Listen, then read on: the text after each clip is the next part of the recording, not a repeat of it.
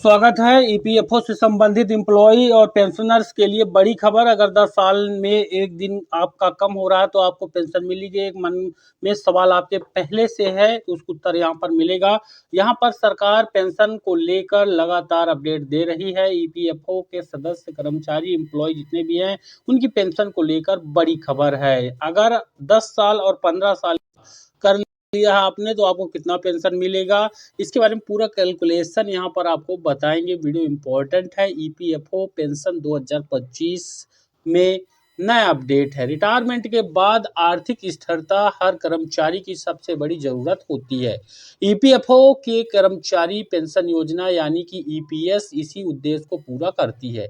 यदि आपने 10 या फिर 15 साल तक सेवा कर लिया है और आपकी उम्र 58 साल पूरी हो चुकी है तो आप ईपीएस 1995 के तहत जीवन भर पेंशन पाने के पात्र बन जाते हैं।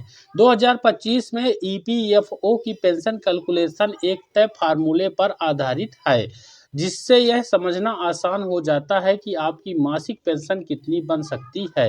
इस वीडियो में हम ईपीएस की पात्रता, पेंशन कैलकुलेशन और 10 व 15 साल की सेवा पर मिलने वाली अनुमानित राशि की जानकारी आपको यहाँ पर देंगे।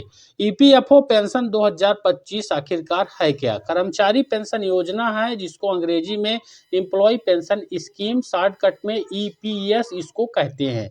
यह ईपीएफओ द्वारा 1995 में शुरुआत की गई थी। यह योजना प्राइवेट सेक्टर और संगठित क्षेत्र में काम करने वाले कर्मचारियों को रिटायरमेंट के बाद मासिक पेंशन प्रदान करती है।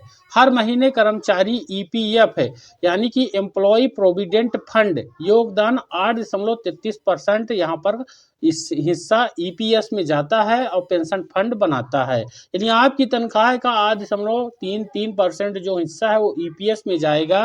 पेंशन का लाभ तभी मिलता है जब कम से कम 10 वर्ष का योगदान उस फंड में पूरा हो और उम्र आपकी 58 वर्ष हो गई हो। हालांकि कुछ मामलों में 50 साल में भी यह राशि मिलती है, लेकिन वहां पर राशि की जो है वो कम होती है। ईपीएस का लाभ पाने के लिए मुख्य शर्तें क्या हैं? कम से कम 10 वर्ष का योगदान अनिवार्य यहाँ पर है, ये पहला नियम है। दूसरा है रिटायरमेंट के समय उम्र 58 वर्ष आपकी होनी चाहिए, तभी आपको पूरी पेंशन मिल पाएगी। 10 वर्ष से कम योगदान होने पर केवल ईपीएफ राशि मिलती है, पेंशन नहीं मिलती है। यानी आपने जो एम्प्लॉय प्रोविडेंट फंड में अपनी तनख्वाह से कटा करके पैसे को जमा किया है वो पैसा आपको वापस कर दिया जाएगा और यहाँ पर ब्याज के साथ, लेकिन आप पेंशन के पात्र नहीं होंगे, यानी आपका घाटा यहाँ पर भी नहीं होगा। 50 वर्ष की उम्र के बाद कम पेंशन के साथ अर्ली पेंशन का विकल्प उपलब्ध है, लेकिन पेंशन की राशि कम होती है। विकलांगता की स्थिति में सर्विस अवधि कम होने पर भी पेंशन आपको मिल सकती है। अब ईपीएफओ पेंशन कैलकुलेशन का फार्मूला है क्या? ईपीएस पेंशन कैलकुलेशन के लिए ईपीएफओ के द्वारा तय फार्मूला यहाँ पर बताया गया है। जैसे कि अगर आपको पेंशन निकालना है, पता करना है आप रिटायर नहीं हुए हैं, रिटायर होने वाले हैं या फिर आप पेंशन भोगी हैं, तो आप देख लीजिए इस फार्मूले से आपको ठीक ठाक पेंशन सही आ रही है कि नहीं आ रही है। तो पेंशन निकालने के लिए पेंशन योग वेतन में गुणा होगा पेंशन योग सेवा, यानी आपका जिस वेतन पर यहाँ पर हुआ था रिटायरमेंट वो कितना था और आपने कितना साल सेवा की, इसमें 70 का भाग हो जाएगा। ये फार्मूला इस तरह से काम करता है जैसे कि पेंशन योग वेतन बराबर अंतिम 60 महीनों को औसत, यानी 5 साल का औसत यहाँ पर रहेगा। अधिकतम 15,000 की लिमिट यहाँ पर फिक्स कर दी गई है, इससे ज़्यादा यह नहीं होगा। पेंशन योग सेवा बराबर कुल सर्विस वर्ष, अधिकतम 35 साल तक यहाँ पर लिया जा सकता है। 10 साल की नौकरी पर कितनी पेंशन यहाँ पर दी जाएगी? 10 साल की नौकरी पर यदि आपकी पेंशन योग वेतन 15,000 है, आपने 10 साल ईपीएस में योगदान दिया है, तो यहाँ पर देखिए कि पेंशन योग यहाँ पर 15,000 और गुणा 10 होगा, 70 का भाग होगा, तो आपकी पेंशन 2143 रुपये प्रति महीने के लगभग जो है आपको मिल जाएगी। इसमें सर्विस कम होने के कारण राशि कम होती है, लेकिन जीवन भर यह आपको मिलती रहती है जब तक संबंधित एम्प्लॉय जो है जिंदा रहता है।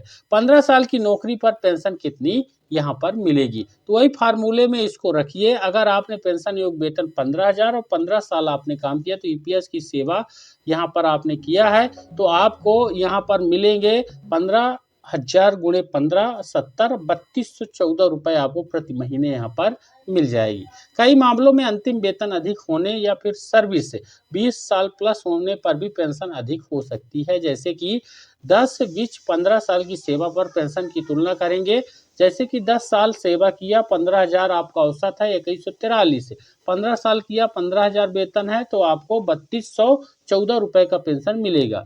पेंशन बढ़ाने के तरीके हैं जो कि आपको जान लेना चाहिए, जिसमें कि ईपीएस पेंशन बढ़ाने के लिए कुछ व्यवहारिक तरीके बताए गए हैं। लंबी सर्विस यानी 20 से 30 साल करेंगे ज़्यादा पेंशन मिलेगी। पेंशन योग्य वेतन जितना संभव उतना अधिक होगा। 50 की बजाय 58 की उम्र में पेंशन लेंगे तो पूरी पेंशन मिलेगी। ईपीएस 95 हाई पेंशन स्कीम यदि लागू है तो यह योजना का लाभ जरूर उठाइए। कर्मचारियों के लिए यह योजना क्यों महत्वपूर्ण है? क्योंकि यहाँ पर जीवन भर मिलने वाली निश्चित आय है, बाजार जोखिम नहीं है, फैमिली पेंशन है, प्राइवेट नौकरी वाले कर्मचारियों को सुरक्षित विकल्प हैं यहाँ पर उनके भविष्य को लेकर। तो ये अब तक का इम्पोर्टेंट जानकारी है। वीडियो को लाइक और ज़्यादा शेयर करके हमारे चैनल को सपोर्ट करिए। आपके मन में कोई सवाल है कमेंट करिए, समय मिलेगा उसका उत्तर आपको जरूर देंगे। धन्यवाद।